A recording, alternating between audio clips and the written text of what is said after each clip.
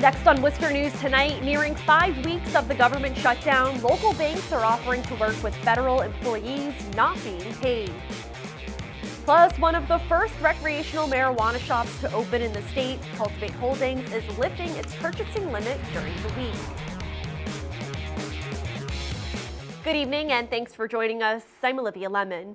Temperatures finally reaching the double digits today, but now rainstorms are in the forecast. And with a flood watch and wind watch in effect for Thursday, things could become icy and messy. Meteorologist Tim Kelly has more.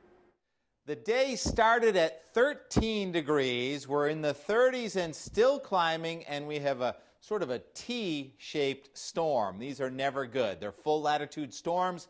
This one tracks to our west. This is all very heavy rain that's incoming.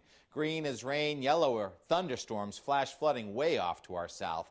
Pink is sleet to freezing rain to rain. Blue is snow in Canada. We have a few sleet pellets and a few raindrops out this evening. The temperature is climbing out of the 30s into the 40s.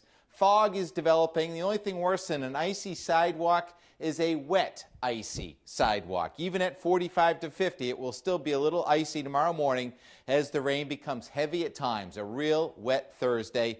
A flood watch and a high wind watch is in effect. We may have a temperature of 50 to 55. We may get a wind gust to 50 to 55 at noontime. That's a line of thunderstorms that goes by, and then it clears out before we get to freezing. The rain ends. It will turn a bit icy early Friday and a very cold weekend forecast in a few minutes. A 2-year-old is safe and back home with family tonight. The child was found outside this morning in freezing cold temperatures. Worcester police say a Lyft driver found the child around 3 a.m. in the Lincoln Village apartment complex. It appears the child was left with the grandmother while the mother worked overnight. The 2-year-old apparently woke up in the middle of the night and got out of the house. The child was checked at the hospital and is okay. Entering its almost 5th week, local banks are lending a helping hand to federal workers impacted by the government shutdown.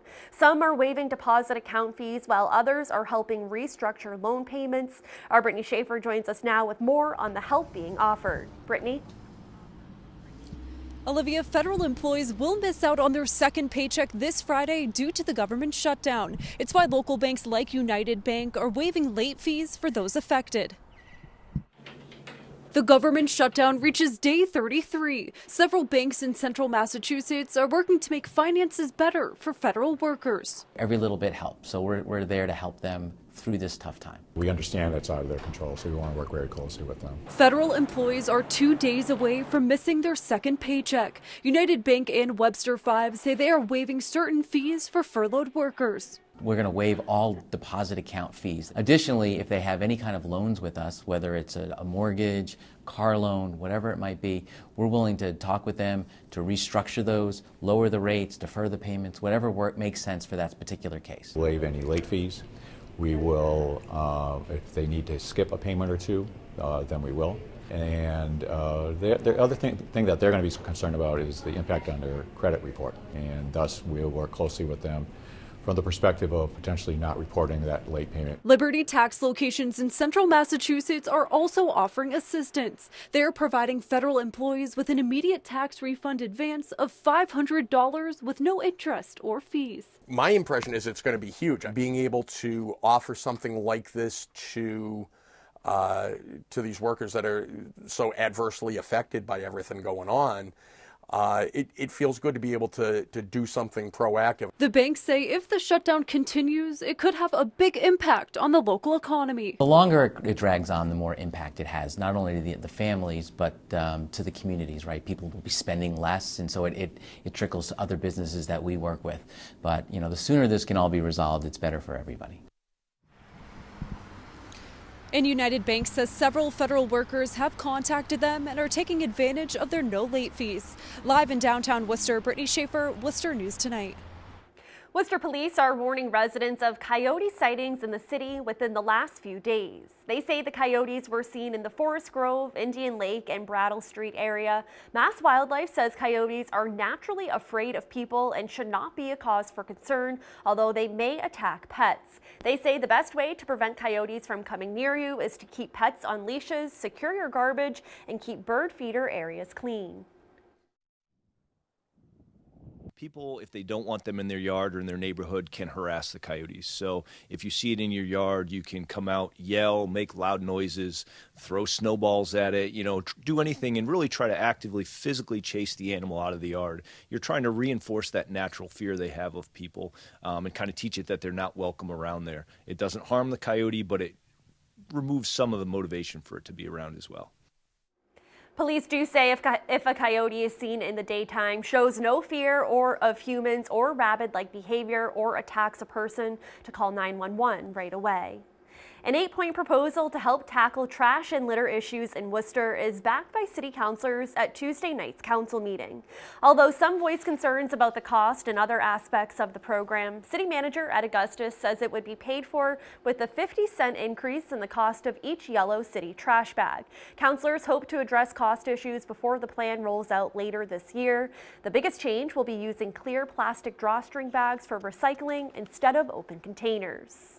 Wait times were once 3 hours at Cultivate Holdings in Leicester. Now, with more recreational marijuana shops, it has changed. The dispensary has lifted their self-imposed purchase limits on weekdays to allow customers to purchase more products. Our Chandler Walsh joins us live now with more. Chandler? Olivia, recreational marijuana sales across the state have brought in more than $3 million this week. While Cultivate hasn't released any information on their sales, they say business is good and they're growing. Lines are more manageable at Cultivate 2 months after the start of recreational marijuana sales. The Leicester shop had to place a limit on sales to keep things moving. Generally, it was like an eighth, a pre-roll, and a cartridge and infused product. They've since done away with the limit on weekdays, allowing customers to purchase the state's limit of 1 ounce. This was such a big thing for the state that we wanted to make sure people could come in here and not limit it to just that first 100 people. It's Joe Wicklow's third visit to the shop, and his wait time has improved each visit.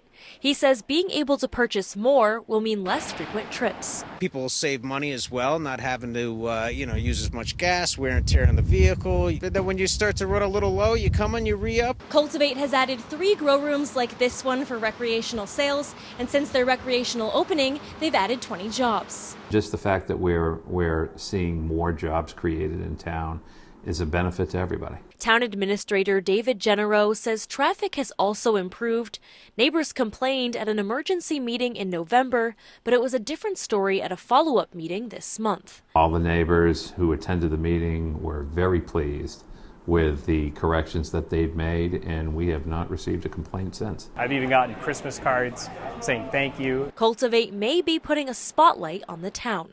Genero says he's getting more interest from businesses looking into old mills and other land. Nothing has really come up yet, but we're looking at some redevelopment possibilities that we've been approached on. Genero also tells us there haven't been any issues requiring police. The town will receive their first sales tax collection from Cultivate in the next few months. Chandler Walsh, Worcester News Tonight. For the second year in a row, a renowned Irish master brewer is working with Wachusett Brewing Company.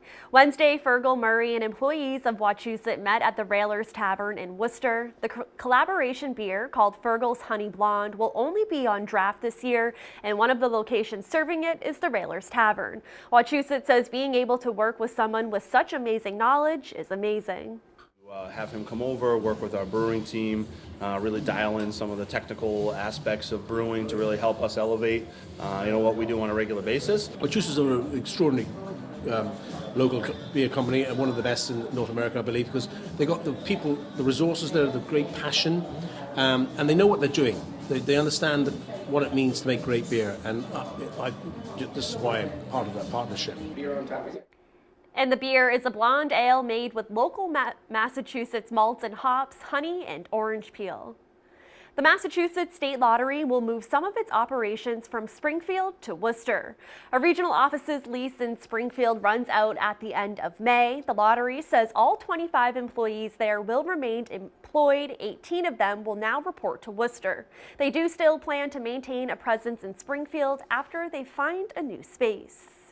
The town of Upton is looking for residents' input on what the town manager calls a once-in-a-lifetime opportunity.